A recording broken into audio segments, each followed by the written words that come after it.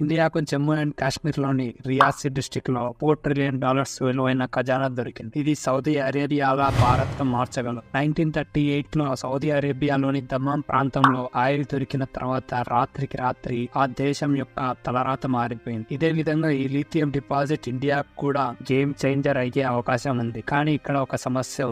India ఈ ప్రకటన చేసిన తర్వాత జైష్ మహమ్మద్ ఇండియాను బెదిరించాడు. ఈ రిజర్వ్స్ ను ఎక్స్ట్రాక్ట్ చేయాలని ప్రయత్నించే వారిని మేము అంతం చేస్తామని బెదిరించాడు. ఇంకొక సమస్య, ఇండియాకు ఈ పరిస్థితుల్లో అమెరికా కూడా దూరంగా లేదు. ఇండియన్ జిఎస్ఐ ప్రకటన చేసిన తర్వాత రెండవ రోజు తమ ఎనర్జీ సెక్రటరీను ఇండియాకు పంపించింది. తద్వారా వారు ఇండియాతో కలిసి లిథియం నుండి వచ్చే లాభాలను పంచుకోవచ్చు. ప్రస్తుతం గ్లోబల్ లెవెల్ లో అందరి చూపులు ఇండియా పైనే ఉన్నాయి. హలో ఫ్రెండ్స్, వెల్కమ్ టు డిస్క్లాస్ తెలుగు. రీసెంట్ గా February 9th Jammu and Kashmir లో geological survey of India 5.9 million టన్నుల అన్రిఫైన్డ్ లిథియం రిజర్వ్ ను కనుగొంది. ఇది ఇండియాకు గొప్ప అవకాశంగా మారింది. ఇప్పటి వరకు ఇండియా లిథియం కోసం చైనాకు 8,000 crores ఖర్చు చేసి ఇంపోర్ట్ చేసుకునేది. కానీ ఈ ఖజానా గురించి వార్తలు ఇండియాకు తెలిసినా తెలియనట్లే ఉంటుంది. ఆర్టికల్ 370 జమ్మూ అండ్ కాశ్మీర్ నుంచి తొలగించబడకపోతే 2018 నాటికి జమ్మూ అండ్ కాశ్మీర్ లోని పూర్తి భూభాగంపై అక్కడి స్థానిక మంత్రులు అండ్ గవర్నమెంట్ ఎంప్లాయీస్ కంట్రోల్ లో ఉండేది. 2001 లో ఆర్య రోషిని చట్టం కారణంగా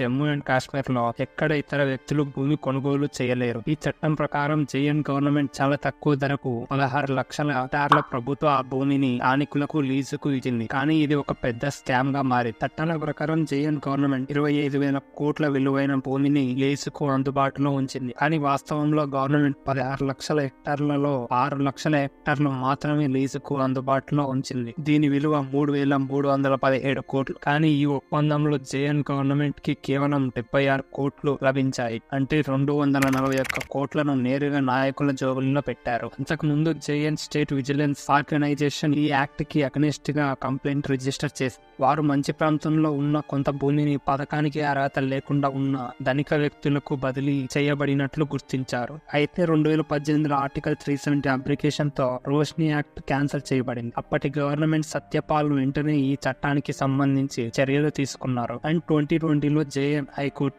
ఈ చట్టాన్ని అక్రమమని అండ్ అసంపూర్ణమైనదని ప్రకటించింది. ఈ చట్ట ప్రకారమైన విషయాన్ని సాధించిన తర్వాత భారత ప్రభుత్వం ఆర్టికల్ 370ను అబ్రోగేట్ చేయడం ప్రారంభించింది. జియోలాజికల్ సర్వే ఆఫ్ ఇండియా 2022లోనే ఈ అన్వేషణాత్మక భూమిపై లిథియం అన్వేషణను ప్రారంభించింది. జిఎస్ఐ స్టడీస్ ప్రకారం ఈ ప్రాంతంలో లిథియం లభించే అవకాశాలు ఉన్నాయని వారు భావించారు. అండ్ ప్రతి సంవత్సరం ఇండియా 8,000 crores పైగా లిథియం ఇంపోర్ట్స్ చేస్తుంది. కాబట్టి జిఎస్ఐ యొక్క విజన్ క్లియర్ గా ఉంది. త్వరగా లిథియం అన్వేషణ చేసి ఇంపోర్ట్స్ ను తగ్గించాలని 9th February 2023లో మినిస్ట్రీ ఆఫ్ మైన్స్ తమ ట్విట్టర్ పేజ్ ద్వారా లిథియం రిజర్వ్ యొక్క అన్వేషణ ప్రకటించింది. ఇదే సమయంలో ప్రపంచ నాయకులు కూడా ఇండియాపై దృష్టి పెట్టారు. మొదటగా అమెరికా జిఎస్ఐ యొక్క ప్రకటన అయిన వెంటనే యుఎస్ ఎనర్జీ సెక్రటరీని ఇండియాకు పంపింది. ఎందుకంటే యుఎస్ లో లిథియం డిమాండ్ సంవత్సరానికి 69% పెరుగుతుంది. అండ్ ఈ డిమాండ్ లో 90% ని అర్జెంటీనా అండ్ చిలీ అందిస్తున్నాయి. ఈ దేశాలపై యుఎస్ అండ్ ఇంకా చాలా దేశాలు ఎక్కువగా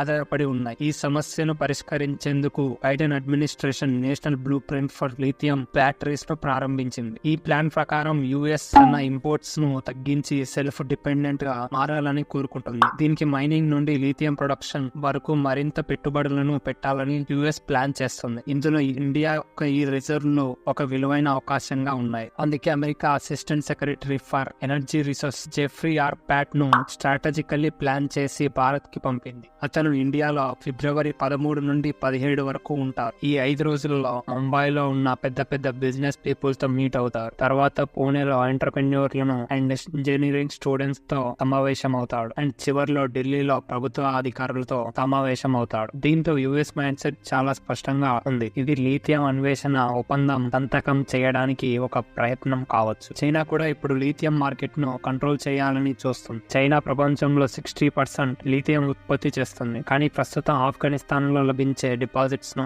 ఆకర్షించే ప్రయత్నం చేస్తుంది. ఆఫ్ఘనిస్తాన్ లో $1 ట్రిలియన్ విలువైన అన్రిఫైన్డ్ లిథియం డిపాజిట్స్ ఉన్నాయి. కానీ ఈ డిపాజిట్స్ ను ఇప్పటి వరకు ఎవరు ఎక్స్ట్రాక్ట్ చేయలేదు. అండ్ తాలిబాన్ కి కూడా ఎలా చేయాలో తెలియదు. రష్యా యుక్రెయిన్ యుద్ధ సమయంలో ప్రపంచ నాయకులు సిచ్యువేషన్ ని కంట్రోల్లో ఉంచాలని ఇబ్బంది పడుతున్నప్పుడు చైనా ప్రతినిధులు తాలిబాన్ తో ఒప్పందం చేసేందుకు ప్రయత్నించారు. లిథియం 3 ముఖ్యమైన లక్షణాలు కలిగి ఉంటుంది. ఇవి కలిసి దాన్ని ప్రత్యేకంగా చేస్తాయి. మొదటిది, లిథియం యొక్క తక్కువ బరువు. ఇది ఒక పర్ఫెక్ట్ వెహికల్ బ్యాటరీగా సూట్ అవుతుంది. రెండవది, దీని హై స్పీడ్ రెస్పాన్స్ ప్రాపర్టీ. ఇది వేగంగా ఛార్జింగ్ చేయడంలో సహాయపడుతుంది. మూడవది, బ్యాటరీస్ దీని సహాయంతో ఎక్కువ కాలం పనిచేస్తాయి. లిథియంతో electric vehicles, laptop, smart phone and military missile లో కూడా యూస్ అవుతుంది. అంతేకాదు, మిలిటరీ మిసైల్ సిస్టమ్స్ ను కూల్ చేయడానికి, మైక్రోవేవ్స్, సిరామిక్ ప్రాంతాలను నాశనం చేయడం and mental health patients mood ను స్టెబిలైజ్ చేయడంలో కూడా ఉపయోగించబడుతుంది. నెక్స్ట్ 6 years లో లిథియం డిమాండ్ 4 times పెరుగుతుందని అంచనా. 2021 లో ఈ soft silver metal production 1 lakh టన్నులను దాటింది. దీనికి మెయిన్ రీజన్, అన్ని దేశాలు తమ కార్బన్ ఎమిషన్ ను తగ్గించాలని కమిట్మెంట్ తో ఉన్నాయి. 2030 నాటికి యూకే, స్వీడన్, జర్మనీ వంటి దేశాలు తమను 100% ఎలక్ట్రిక్ వెహికల్ మార్కెట్ గా మార్చుకోవాలని ఆశిస్తున్నాయి. అంతేకాక ఈ వైట్ గోల్డ్ భవిష్యత్తులో బ్లాక్ గోల్డ్ అయిన పెట్రోల్ ని డామినేట్ చేస్తుంది. ఇండియా యొక్క పరిస్థితిని సౌదీ అరేబియాతో పోలిస్తే, ఆయిల్ కనుగొనబడిన తర్వాత